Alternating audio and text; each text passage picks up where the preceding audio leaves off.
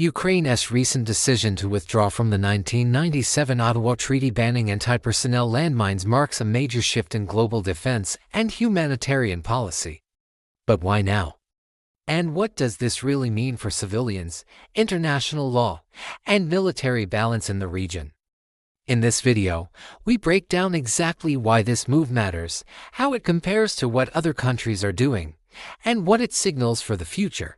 The Ottawa Treaty, signed in 1997, aimed to prohibit the use, production, stockpiling, and transfer of antipersonnel landmines. Mines, while controversial, are often viewed by military strategists as low-tech but highly effective tools for perimeter defense, especially in areas with limited surveillance or difficult terrain. Over 160 countries are parties to the treaty. However, some major military powers have never signed it. That's what makes Ukraine's withdrawal so significant. They stress that landmines are not being embraced without limits, but rather with new protocols and oversight that prioritize strategic placement, clear documentation, and future removal. In short, Ukraine isn't abandoning responsibility, it's adjusting its tools to match its security needs in a complex and rapidly changing environment. Critics, on the other hand, worry that reintroducing landmines may backtrack years of global progress in civilian protection and humanitarian ethics. If you think treaties are unbreakable or only symbolic, this development might change your mind. What was once considered a stable international agreement is now under review in several capitals. Finland's parliament recently voted to abandon the Ottawa Convention, and similar signals are emerging from Poland and the Baltic states.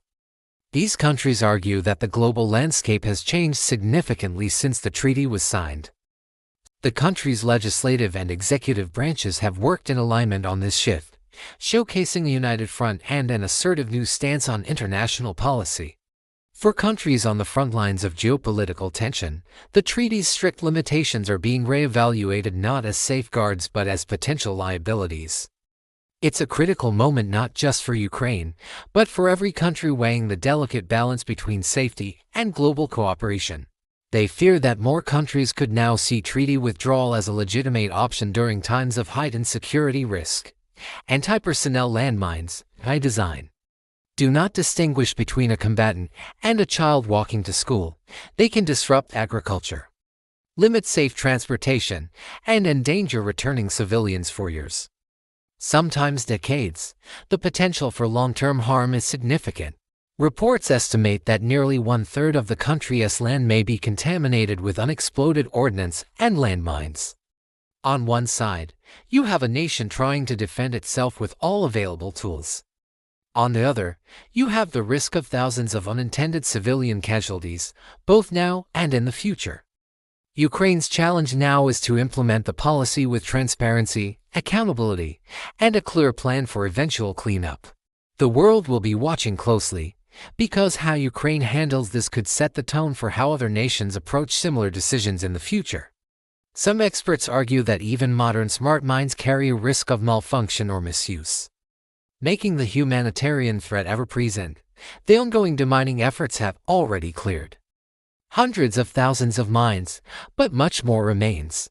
Others suggest that these fears, while valid, must be weighed against the pressing need for deterrence and national security. Their danger lasts long after any conflict ends. That's precisely why the Ottawa Treaty was created in the first place. If this video gave you a new perspective, don't forget to like, subscribe, and share your thoughts in the comments.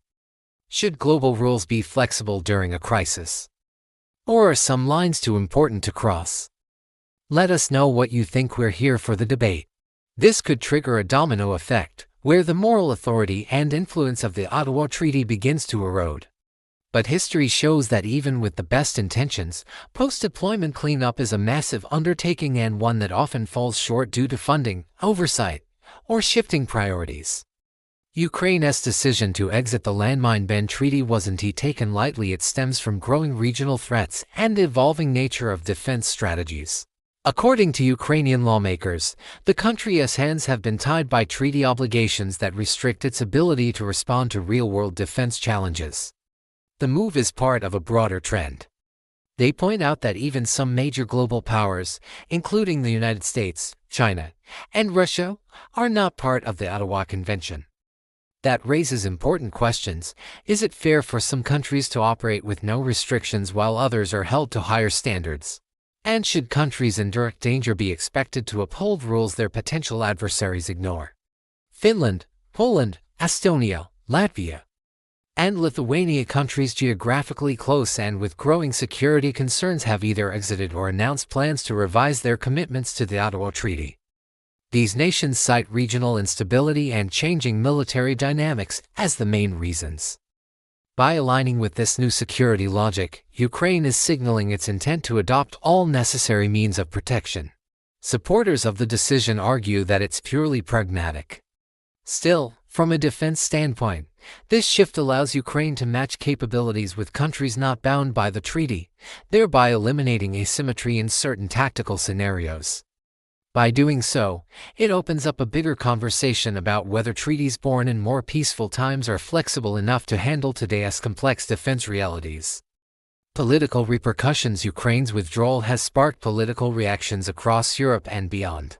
This growing shift reveals a major challenge for global policymaking: how to balance long-standing humanitarian ideals with emerging defense realities. International organizations and humanitarian groups have expressed concern about this trend. On the other hand, proponents of Ukraine's move argue that treaties must evolve or risk becoming obsolete. For Ukraine, the decision also sends a strong message to its allies and partners. National security decisions will be guided by necessity, not only by diplomatic tradition. The broader implications are clear. If more countries revise or exit the treaty, we may see a complete redefinition of how international agreements are structured and how flexible they must become in today's unpredictable world. Civilian risks and ethical concerns. Beyond politics and strategy lies the most critical aspect of this story: civilian impact. In recent years, Ukraine has already become one of the most mined countries in the world. Reintroducing landmines even with strategic intent brings immediate humanitarian challenges. Mines are notoriously difficult to fully track and remove. Officials in Ukraine have promised that any new use of landmines will follow strict guidelines, GPS documentation, fencing, and post-use recovery plans. From an ethical standpoint, the debate becomes deeply emotional.